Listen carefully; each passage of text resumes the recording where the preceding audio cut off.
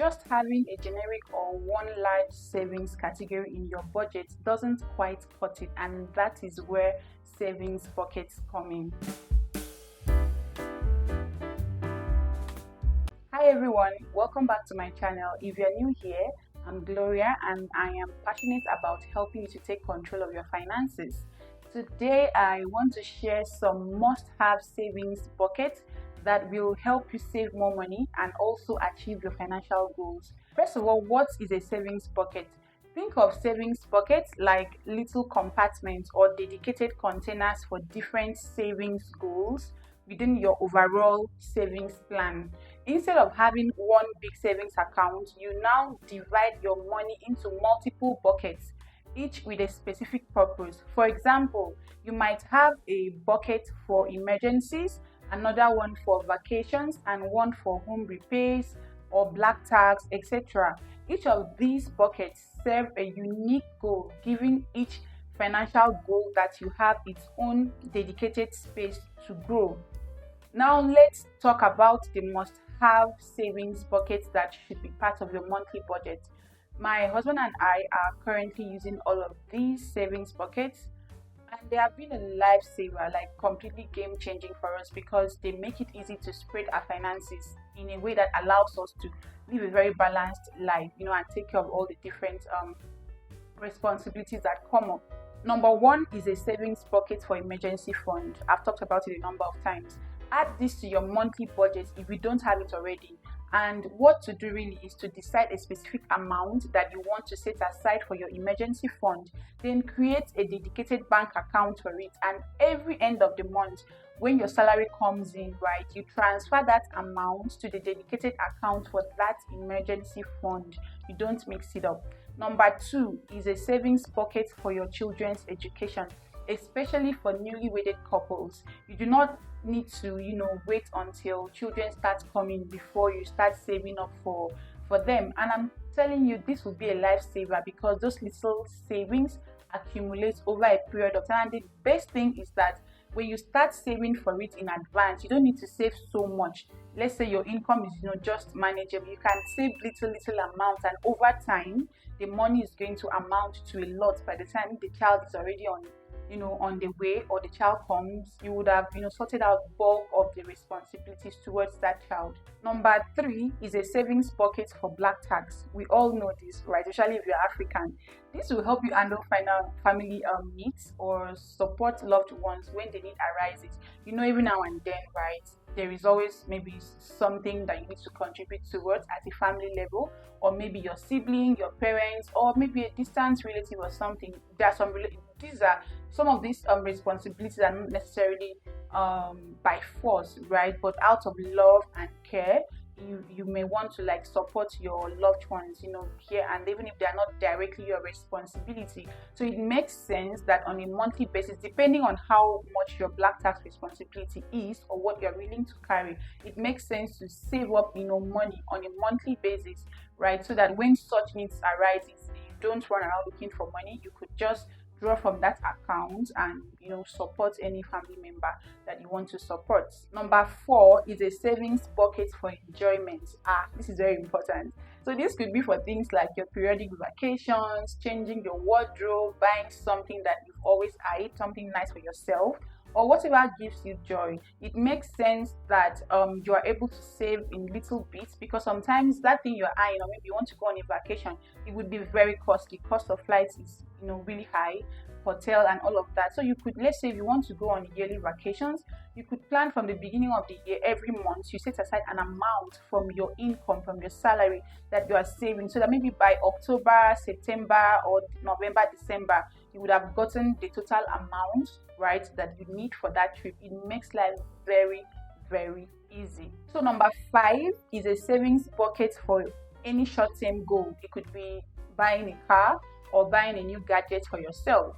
Many times, right, you may be tempted to take up your monthly income to just pay for something as it comes up. It's a lot easier. I tell you, it won't even pain you if you've been saving up money for something and the time comes to pay for it, it will not pay. It's basically the same thing for rent.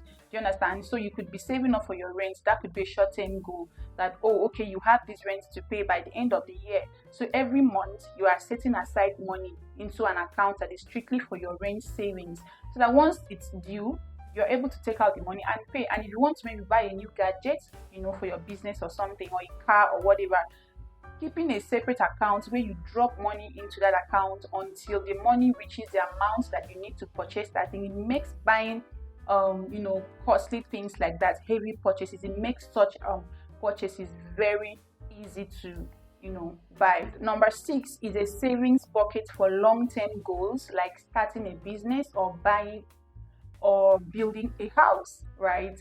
So if you are planning on, basically the same rule applies. You are planning on maybe buying a house or building a house, or maybe starting a business. I mean, you may have an idea of the budget that you need to start with. So instead of saying, oh, this is unattainable, I can't do this, I don't have money, why not make a plan towards it? And that's the idea of budgeting, right? Almost anything you want can be attainable, right, if you are able to plan towards them. So you could give yourself time, and over time the little money that you are saving accumulates, and you could start that project. So number 7 is a savings bucket for debt repayment. If you have any pending debts, you borrowed some money from someone and you need to pay it off, don't leave it to chance. Add it as a line item on your monthly budget, so that every month, as you're taking care of other bills, other responsibilities, feeding and all of that, you're also saving up money to pay off that debt. Maybe not necessarily save it up, but maybe every month there's an amount that you allocate that, okay, I'll push this towards paying off my debt. Maybe if you need to save up bulk money to pay off the debt, then you save it up. Or if you're able to pay off that amount every month to whoever you are owing, that's also a way to deal with it. But the important thing, right, that I'm emphasizing here is keeping aside that money every month. And when you add it as a budget item in your monthly budget, it means that you're not going to forget about it. It's not like paying off maybe a lot of debts. It's not something that should happen by chance, or you'll be like, when I have money, when money comes in, right? You don't have to pay off the debts in bulk. In most instances, you could have a repayment plan with whoever you are owing, so you are able to pay them in little bits, in little amounts every month.